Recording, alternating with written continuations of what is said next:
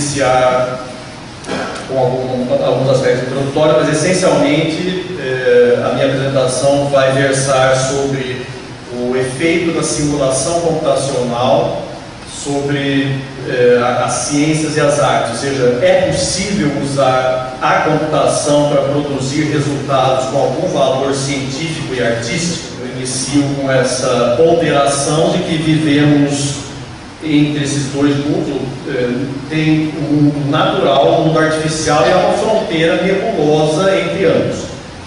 Essa é a minha primeira colocação. E eu defendo aqui que as ciências devem atuar produzindo conhecimento novo, tanto no mundo natural como no mundo artificial, e também nessa fronteira nebulosa aí. Da mesma forma que as artes, embora sejam derivadas do mundo artificial, são todas produzidas pelo intelecto humano, tá? Elas operam sobre o mundo natural e sobre o mundo artificial também. Eu vou exemplificar a seguir com um único exemplo bastante conhecido de uma equação matemática com grande valor científico, mas também que tem um peso artístico relevante. E pergunto a vocês, qual é a mais bela das equações de toda a matemática? E é reconhecido, dentre outras, né, é reconhecido que a identidade de Euler representa talvez o mais belo dos belos para o matemático, porque ela contém uma única equação as 4 operações matemáticas mais importantes, mais relevantes, e as 5 constantes matemáticas também mais relevantes. E somente isso. Nada mais do que as 4 operações e as 5 constantes. A igualdade, a soma, o produto e a exponencial. E as constantes são o zero, a unidade, o π, o número complexo puro, que é o i ali, e a base do logaritmo natural, que é o e. E já que eu estou colocando um questionamento, vamos a mais uma pergunta, que é o tema da minha apresentação aqui. Qual é o artefato que mais influenciou os destinos da humanidade até os dias de hoje? E a resposta é, na minha perspectiva, na minha visão, o computador. Então, dado esse cenário já exposto, onde o computador entraria?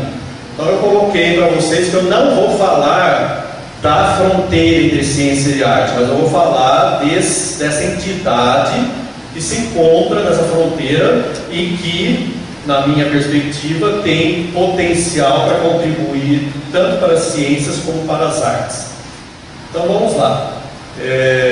Primeiro, alguns aspectos sobre o computador digital. É a mais determinística das máquinas concebidas pela mente humana, e o aumento continuado exponencial do seu poder de processamento é uma grande façanha tecnológica e tem alterado a nossa vida em todos os aspectos que a gente possa imaginar, tá? E essa façanha tecnológica é conhecida como lei de Moore, e é uma lei do mundo artificial. Muitos até acreditam que, por ser uma lei, ela pertence ao mundo natural, como a lei da gravidade, por exemplo. Não, é uma lei do mundo corporativo. É uma conquista tecnológica que durante 40 anos fomos capazes de dobrar a capacidade de processamento de memória a cada 18 meses em média. É isso que fala a lei de Moore, né? E com esse poder de processamento obtido por esse avanço tecnológico, o que nós podemos explorar dele em aspectos de produção de resultados de valor científico e artístico, né? O ponto de exploração aqui é que o computador digital é uma máquina de propósito geral e, portanto, um simulador universal. E, portanto, se ele simula qualquer coisa, ele pode simular processos que têm consequências científicas de produção de conhecimento novo e tem consequências artísticas, com valor estético, por exemplo.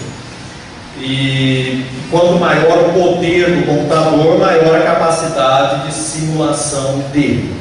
Essa simulação computacional nos leva a conhecer, entender e prever o comportamento de sistemas naturais artificiais, portanto, controlando-os e, portanto, sendo capaz de atender objetivos não óbvios para a maioria das pessoas, talvez.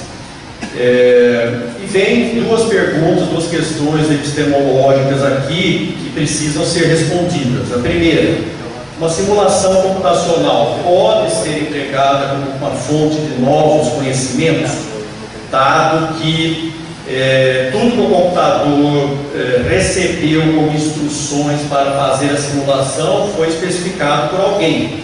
O computador foi instruído para desenvolver uma simulação. Eu pergunto, dado que tudo foi dito para ele, é possível obter algo novo a partir das premissas que foram passadas? E também, uma simulação computacional pode nos dizer alguma coisa que ainda não é conhecida? Se eu não puder responder afirmativamente a essas perguntas, perde seu sentido das minhas colocações sobre a possibilidade da computação contribuir para as ciências e para as artes, né? Porque é fundamental que o computador consiga atender a essas duas expectativas: produzir conhecimento novo e algo inesperado, o que a gente possa chamar de criativo, né? Bom, então a minha resposta é sim, definitivamente sim, e a principal razão predominante para isso é o fato de que, mesmo tendo domínio completo sobre as premissas que sustentam a simulação, que instruíram o computador, pode ser muito difícil descobrir o que elas implicam, ou seja, prever o resultado dessa simulação. E não sou eu que estou afirmando isso foi afirmado há alguns anos atrás por um dos principais nomes na área de computação, Herbert Simon, já falecido, e um prêmio Nobel de Economia, justamente pela competência dos seus modelos computacionais na predição de interações econômicas.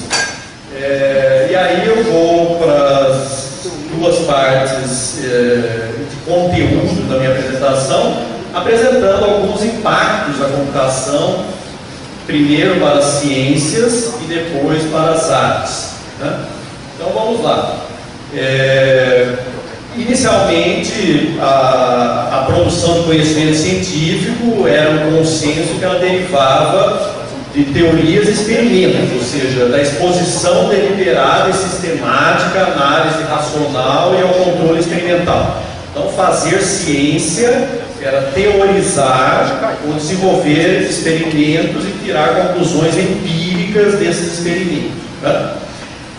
Nos anos 70, esse dueto da ciência ganhou um novo paradigma e virou um tripé de sustentação da ciência, que a partir da simulação computacional, ou seja, dos testes exaustivos, eu passei a conquistar condições de produzir conhecimento novo, provar teoremas, testando todas as hipóteses possíveis e, portanto, se nenhuma delas viola as premissas do teorema, o teorema está demonstrado por exaustão, né?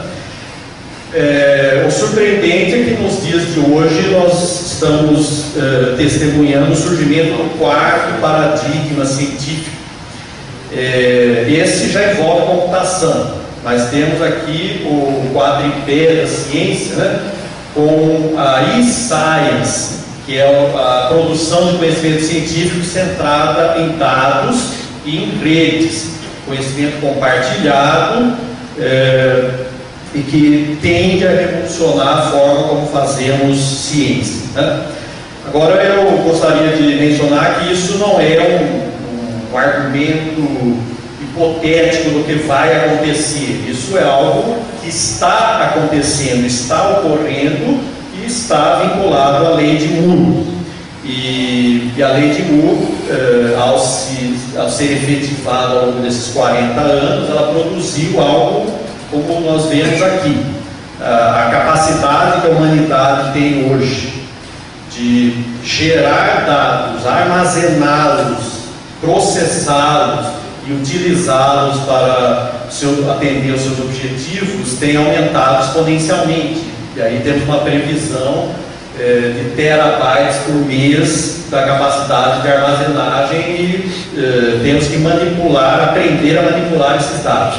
E a e-Science vem atender a esse propósito. Portanto, o papel da computação na ciência está devidamente demonstrado aí, e é uma realidade, e temos que preparar os nossos estudantes universitários aí para esse mundo.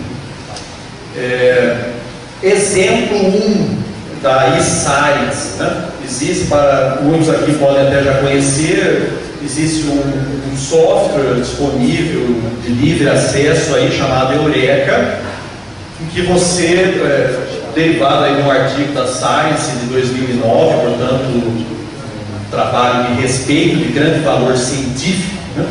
Em que você fornece dados coletados de qualquer processo que você possa imaginar, e esse software vai te indicar qual é a lei da natureza que rege esses dados, né? Automaticamente, ou seja, a máquina está inferindo leis a partir dos dados que você apresenta, independente da origem desses dados, tá? Como segundo exemplo, temos aqui as máquinas que inventam, máquinas que redescobrem automaticamente invenções que foram patenteadas. Ok, mas e daí? Reinventar algo que já existe, qual é o mérito disso? Evidentemente, esse mesmo procedimento que reinventa o que já existe, também inventa coisas novas, tá? E vamos então para a parte das artes, dado que em termos científicos há paradigmas sustentados pela computação para sustentar a produção de conhecimento, tá? E eu inicio apresentando essa gravura, e põe o nome ali de Core Sims, mas eu pergunto para vocês, independente do impacto que ela possa causar a cada um de vocês, quem produziu a gravura do slide anterior? Tá? Certamente não foi esse sujeito aí, que também está fazendo algum tipo de gravura aí, de arte moderna, uma coisa assim, mas essa gravura do slide anterior, e também essa, e outras muitas, são todas produzidas pelo computador.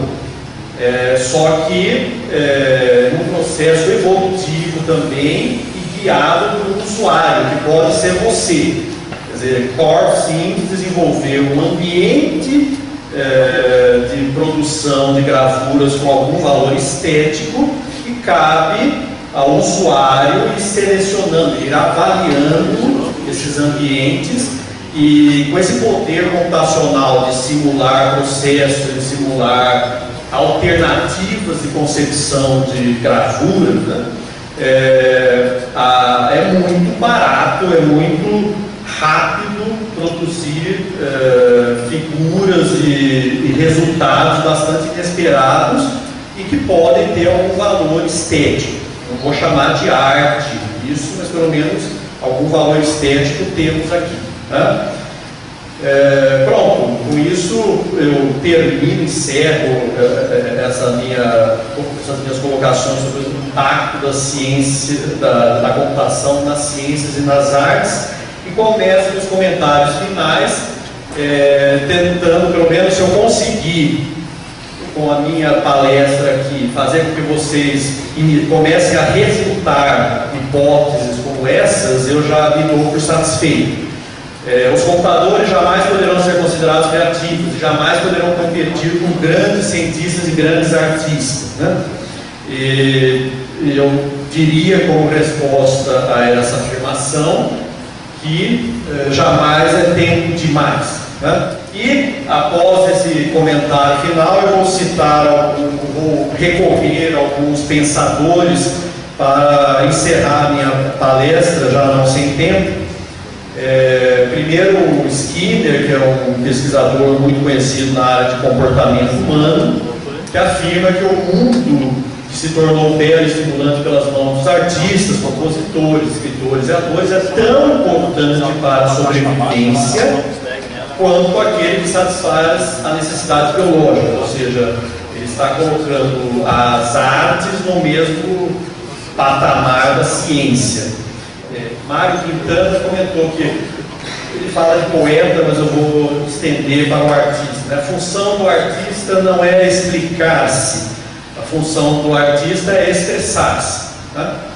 E, portanto, o computador pode entrar nesse métier, vamos chamar assim, justamente porque para ele não vai precisar se explicar como que ele chegou a tal resultado, ele vai se expressar, e é isso que importa. Né? E para não dizer que eu não falei das fronteiras entre ciência e arte, só de algo que está na fronteira entre ciência e arte, vem meus últimos comentários finais, também inspirado, e agora eu pego inspiração nada mais nada menos do que em Fernando Pessoa, que disse o seguinte: a ciência descreve as coisas como são, a arte como são sentidas, como se sente que são.